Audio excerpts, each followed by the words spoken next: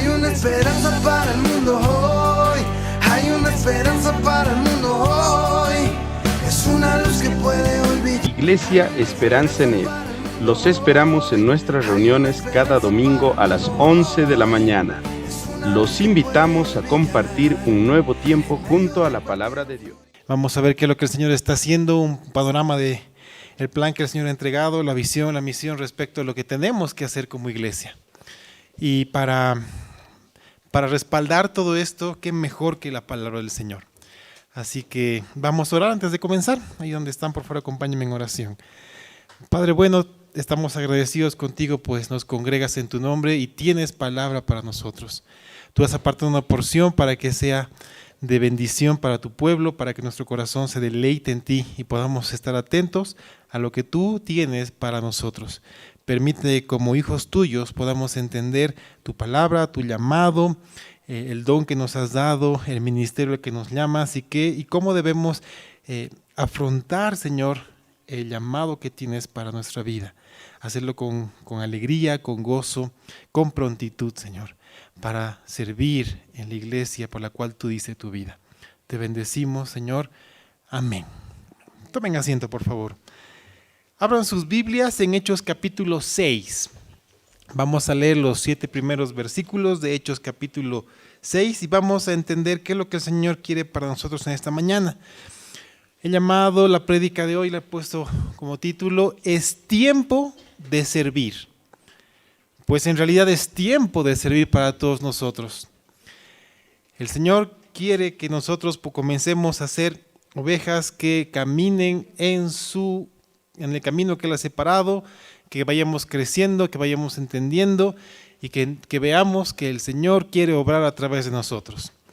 Hechos capítulo 6, versículos 1 al 7. Dice la palabra del Señor: En aquellos días, como creciera el número de los discípulos, hubo murmuración de los griegos contra los hebreos, de que las viudas de aquellos eran desatendidas en la distribución diaria. Entonces los 12 convocaron a la multitud de los discípulos y dijeron: No es justo que nosotros dejemos la palabra de Dios para servir a las mesas. Buscad pues, hermanos de entre vosotros, a 7 varones de buen testimonio, llenos del Espíritu Santo y de sabiduría, a quienes encarguemos de este trabajo, y nosotros persistiremos en la oración y en el ministerio de la palabra.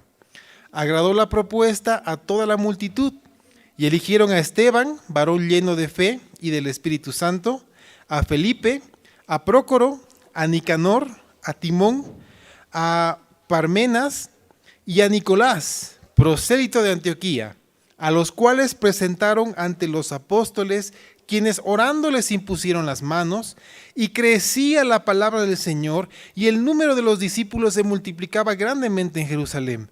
También muchos de los sacerdotes obedecían a la fe. Muy bien, yo quiero hacer una pregunta, viendo el contexto de lo que está pasando. Hubo una dificultad y a esta dificultad hay una acción. Mi pregunta es, ¿ustedes creen que es importante servir a las mesas, de acuerdo al contexto que estamos viendo? Claro que sí, es sumamente importante. Es tremendamente importante al punto que vemos que se requiere de personas con requisitos específicos para realizar esta labor. Porque vemos aquí 2 ámbitos diferentes. Los apóstoles tenían un llamado a la palabra y a la oración y se presentó una dificultad que también necesitaba ser satisfecha y puesta en servicio. Ambas de vital importancia con misiones u objetivos diferentes. Ahora, encontrando cada uno el lugar dentro de la iglesia, vamos a ver que tenemos un llamado y un ministerio por parte del Señor. Desde el momento en que nacemos de nuevo, junto con el sello del Espíritu Santo, llega a nuestra vida un don, pues el Espíritu Santo da los dones como Él quiere, porque Él sabe cómo está edificando el Señor la iglesia. Sabe qué se necesita, cuándo se requiere y cómo se debe hacer. Y en qué medida va a dar a cada persona el don que necesita. Es nuestra labor como iglesia abrir las puertas y las áreas para que cada hermano pueda poner en servicio su don. Y vamos a entender a través de las Escrituras cómo lo hicieron en ese tiempo. Porque hoy mi propósito es motivar a cada uno de ustedes a ministrar en la iglesia con el don que les ha sido dado. Ministrar básicamente quiere decir servir.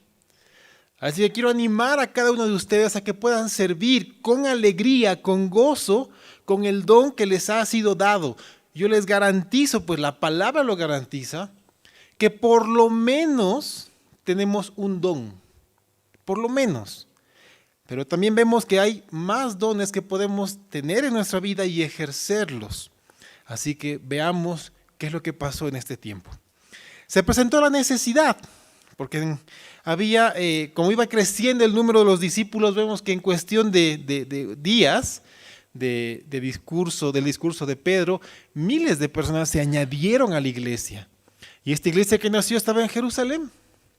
Ahí estaban ministrando en ese momento los 12 apóstoles. Y habían nombrado un sucesor de Judas y estaban completo el colegio apostólico y los 12 estaban ministrando. Entonces iba creciendo aceleradamente la iglesia en esta región. Y ahí se presentó una dificultad. Pero con la dificultad se presenta también una necesidad. Y la iglesia estaba formada, por lo que vemos en el contexto, por dos grupos distintos de personas. Unas con una cultura o un trasfondo griego y otros con una cultura hebrea. ¿Y por qué se encontraban dos grupos distintos en Jerusalén? Pues se habían reunido para la Pascua y los judíos que vivían en otra región, que ya hablaban griegos, que habían sido helenizados, pues tenían que asistir por la ley, para cumplir la ley hasta Jerusalén, y ahí se encontraron diversos grupos de judíos. Escucharon la predicación del Evangelio a través del apóstol Pedro, abrieron su corazón a Cristo, nacieron de nuevo y fueron salvos. Y fueron añadidos a la iglesia del Señor. Y ahí estaban reunidos en la iglesia que en ese momento estaba en Jerusalén. Y se vino este problema. Entendemos que por mandato bíblico las viudas debían ser atendidas, debían ser cuidadas, sustentadas. Entonces el pueblo tenía una ofrenda especial para esto. Y quien administraba aparentemente era parte del grupo de los hebreos. Entonces tendía a no favorecer, sino cuidar con un poco más de detalle a las viudas que venían de la parte de los hebreos. Y a los que venían de los griegos, no tanto. Y surgió este problema. Y ahora había algo que resolver. Y se planteó una solución. Yo quiero que noten y que lo tengan muy claro que el conflicto que se dio no fueron por temas teológicos, ni tampoco por temas doctrinales, sino por cuestiones prácticas de la vida cotidiana de la iglesia. Es algo sencillo. Les pongo un ejemplo. Cada vez cantamos canciones hermosas y muchas veces nuevas en el tiempo de la alabanza. ¿Y qué pasa cuando hay una canción nueva y de repente no vemos la letra? Bueno, ahí hay una dificultad. Alguien tiene que hacer la letra. Alguien tiene que transcribir y ver que esté todo en orden para que podamos ver qué es lo que dice la canción. Entonces, si no hay quien lo haga, bueno, ¿a quién le vamos a dar esta responsabilidad? ¿Lo puede hacer el pastor? Sí, lo puede hacer, claro que sí. Pero también el Señor abre puertas para que otras personas vayan ayudando en esto. Ahora, veamos la solución que plantearon los 12, es decir, los apóstoles. Y se los leo rápidamente nuevamente.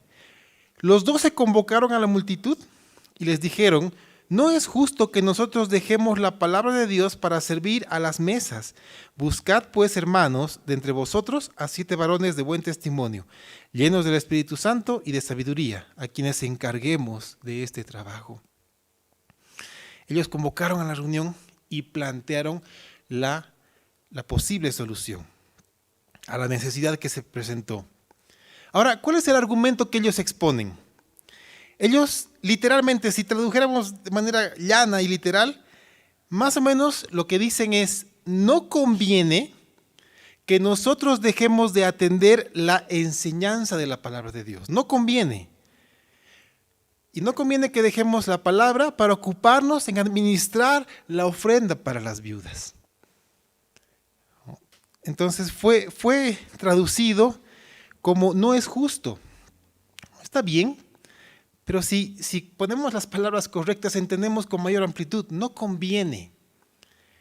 Los apóstoles le están diciendo al pueblo, no conviene que nosotros restemos el tiempo que debemos dedicar a la palabra para administrar las ofrendas para las viudas. ¿Por qué no convenía? Porque necesitaban ser nutridos en la palabra. Necesitaban. Y el pueblo necesitaba comenzar a servir dentro de la iglesia. Yo quiero que noten que los apóstoles le está pidiendo a la iglesia que se involucre. Básicamente le dicen, hermanos, ustedes involúcrense en el trabajo de la iglesia porque no conviene que nosotros dejemos de predicar y estudiar la palabra. Necesitamos que ustedes también comiencen a hacer lo que les corresponde en la iglesia del Señor. Y si la iglesia se involucra activamente, si los hermanos se involucran activamente, van a solucionar no solamente ese problema, sino cualquier otra dificultad que se presente. Y van a estar como un cuerpo perfectamente armonioso en todo lo que se debe hacer. Entonces los hermanos de la iglesia debían buscar de entre ellos a quienes cumplan unos requisitos establecidos para el servicio que se necesitaba. Con toda seguridad, yo lo sé porque a lo largo del libro de los Hechos entendemos eso. Con toda seguridad, la elección de estas personas fue dirigida por el Espíritu Santo. Lo podemos ver por las personas que son nombradas. Y no solamente la elección fue dirigida por el Espíritu Santo, quien conducía el pensamiento de los apóstoles que dieron esta solución, sino también el Espíritu Santo conducía de igual manera a todos los hermanos en general, a los que estaban involucrados en seleccionar a quienes iban a hacer esta función, a los que iban a ser seleccionados. Entonces el Espíritu Santo tuvo control en todo momento de lo que estaba pasando. Y ahí está nuestra seguridad, hermanos, de que el Espíritu Santo está guiando a la iglesia del Señor. Y esta es la iglesia del Señor Jesucristo. Él es la cabeza.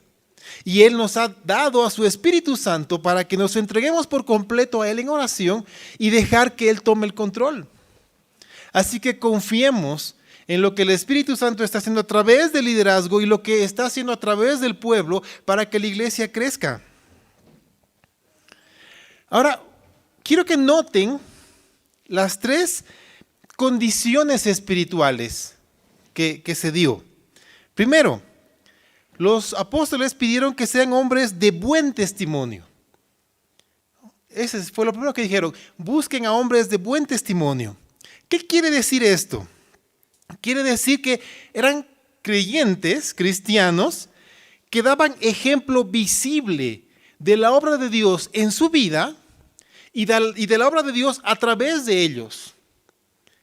Esto debe tener un equilibrio y una armonía. No solamente es lo que Dios hace a través de nosotros, sino lo que Dios hace en nosotros. Porque muchas veces podemos predicar o pedir que se hagan cosas, pero nosotros mantenernos al margen de esto. Por eso no solamente es predicar, sino también hacer, ¿no es así? Entonces, ser hombres y mujeres de buen testimonio quiere decir esto.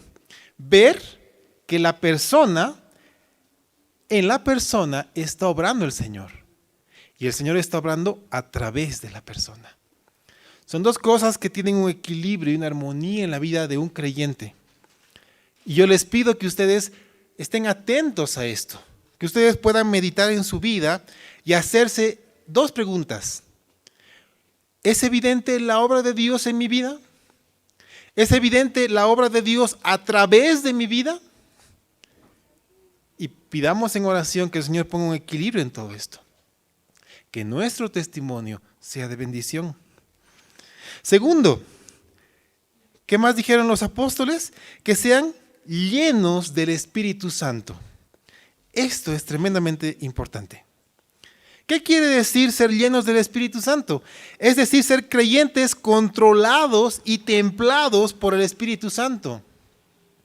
¿Cómo somos llenos del Espíritu Santo? Cuando nuestra comunión con el Señor está allanada, es decir, no hay pecado que interrumpa nuestra comunión.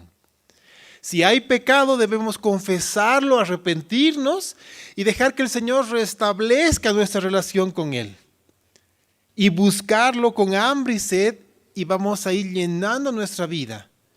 Y uno es lleno del Espíritu Santo, no solamente cuando ha copado o colmado la medida, sino uno es lleno del Espíritu Santo cuando el Espíritu fluye a través de nosotros como agua viva. De la misma manera que con una manguera comenzamos a llenar un balde al punto de que está lleno y comienza a rebalsar y el agua comienza a fluir, así debemos ser nosotros. Dejar que el Espíritu nos llene de tal manera que abunde y rebalse y fluya a través de nosotros porque somos controlados por Él. Y yo los animo a que en oración le pidan al Señor que los llene de tal manera que fluya a través de ustedes. El tercer requisito espiritual que plantearon los apóstoles. Ellos dijeron que busquen a personas llenas de sabiduría. Y aquí a veces nos confundimos porque esta sabiduría no viene de una capacidad humana. A veces confundimos conocimiento con sabiduría. Una persona puede conocer mucho de la palabra de Dios. Puede dominar la Biblia de Génesis a Apocalipsis. Puede conocer toda la doctrina. Puede conocer de memoria la teología sistemática y todas las cosas. Puede hacerlo. Pero ¿saben? Puede ser una persona con cero sabiduría. ¿Dónde está la diferencia? Uno es sabio cuando aplica el conocimiento que el Señor le ha dado. Porque de nada sirve llenarnos de conocimiento y no aplicarlo. Así que así tú conozcas un poquito de la palabra. Cuando lo aplicas, te conviertes en alguien sabio. Amén. Entonces necesitamos entender esto. Necesitamos no solamente crecer en conocimiento del Señor, sino en vivir al Señor Jesucristo. Por eso Pablo decía, para mí el vivir es Cristo, el vivir a Cristo. Entonces, hombres llenos de sabiduría eran aquellos cuyo entendimiento y cuya manera de aplicar lo que conocían provenía de Dios. Y esta es una consecuencia de ser llenos del Espíritu Santo. Y cuando somos llenos del Espíritu Santo y vamos conociendo más al Señor y aplicamos lo que conocemos, nos convertimos en hombres y mujeres sabios. Y la iglesia necesita la sabiduría de lo alto. Esos eran los tres requisitos espirituales que pusieron los apóstoles. Los hermanos a los que se les encomendó el servicio requerido iban a cumplir la función de liberar a los apóstoles en tema de tiempo y de esfuerzo para darles lo necesario para que ellos puedan cumplir su llamado y su deber espiritual. Los apóstoles necesitaban tiempo, los apóstoles necesitaban esfuerzo. Como líderes de la iglesia en ese tiempo necesitaban dedicarse a dos cosas principales. Ellos lo dicen de manera sencilla. Primero, la oración. ¿Por qué primero la oración? Porque sin la oración el ministerio pastoral y cualquier ejercicio de liderazgo en la iglesia no va a tener los resultados requeridos. Porque la oración es lo que le entrega el control al Espíritu Santo. Porque a través de la oración nosotros abrimos y vaciamos nuestro corazón al Señor. Y Él nos contesta a través de la palabra. Y sabemos y entendemos qué es lo que el Señor quiere para nosotros. La oración es importante. Y los apóstoles, el líder de ese tiempo, necesitaba entregar su tiempo en oración. quiero que captemos algo, no solamente como liderazgo, sino como personas. Antes de que podamos hablar de un problema entre nosotros, yo les aconsejo que primero le hablen a Jesús del problema, que se lo presenten en oración y pidan la ayuda para una correcta solución.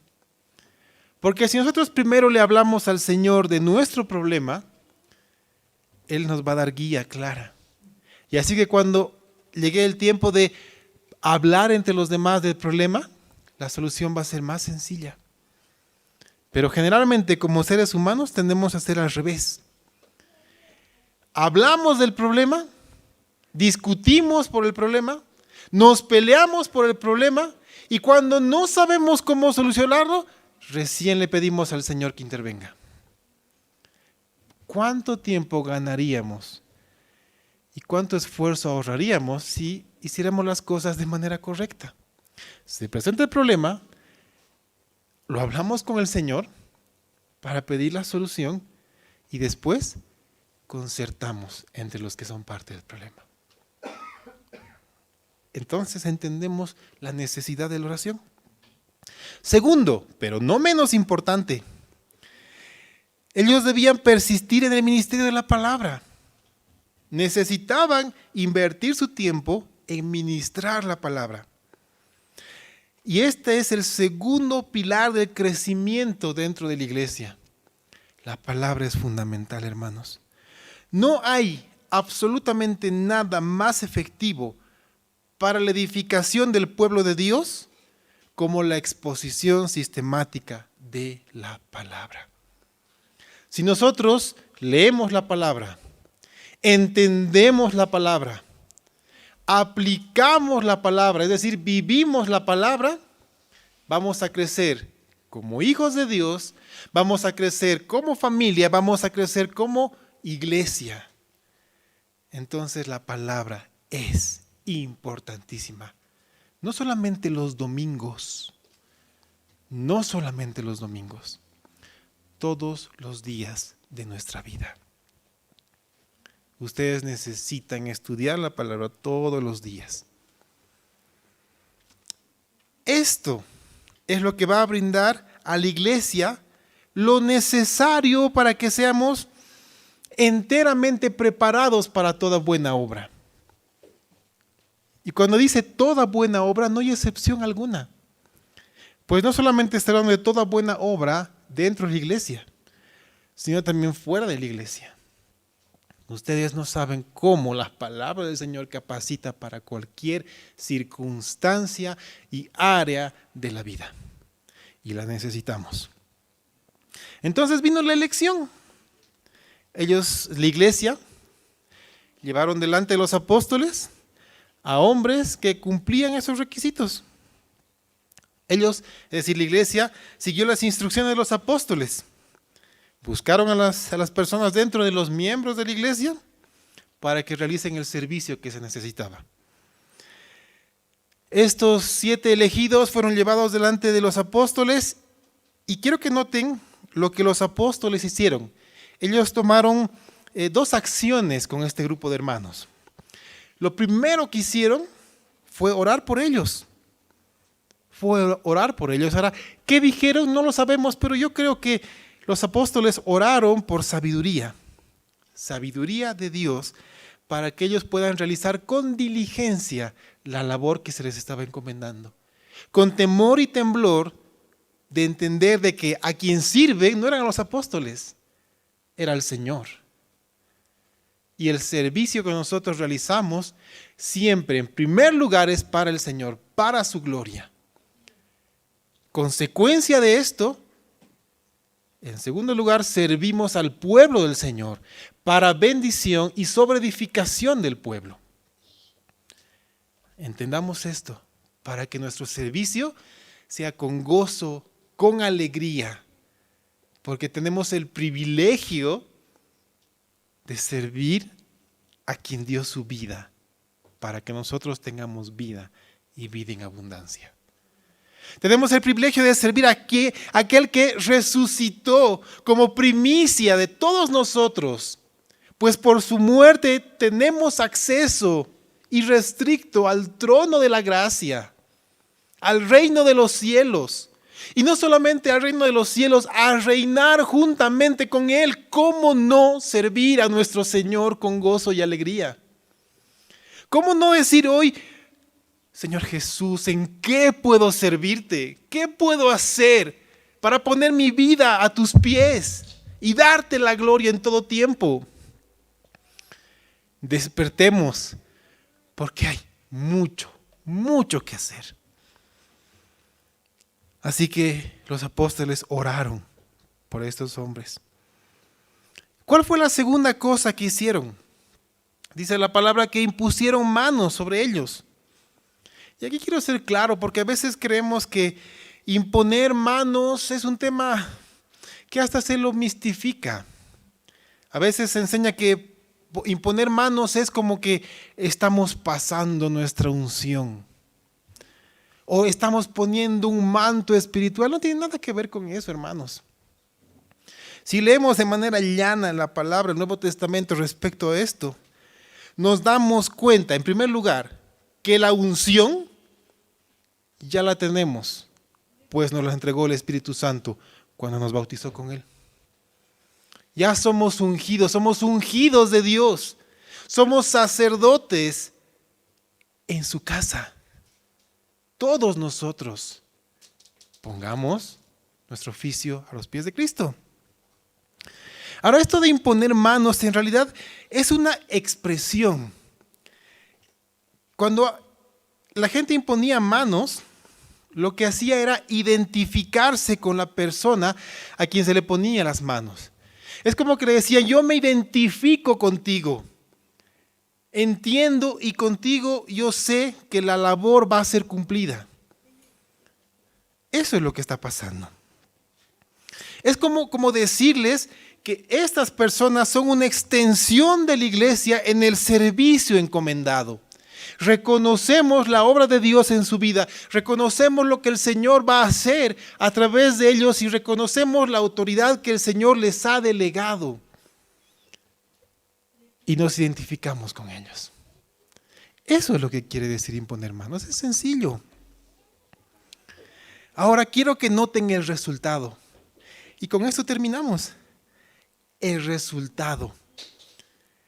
Dice que crecía la palabra del Señor y crecía el número de los discípulos. Wow. Cuando la iglesia está perfectamente encajada, cada piedra en su lugar, eso es lo que pasa. Crece la palabra y se multiplican los hijos del Señor. El pueblo crece. Cuando cada uno se dedica al ministerio al que ha sido llamado.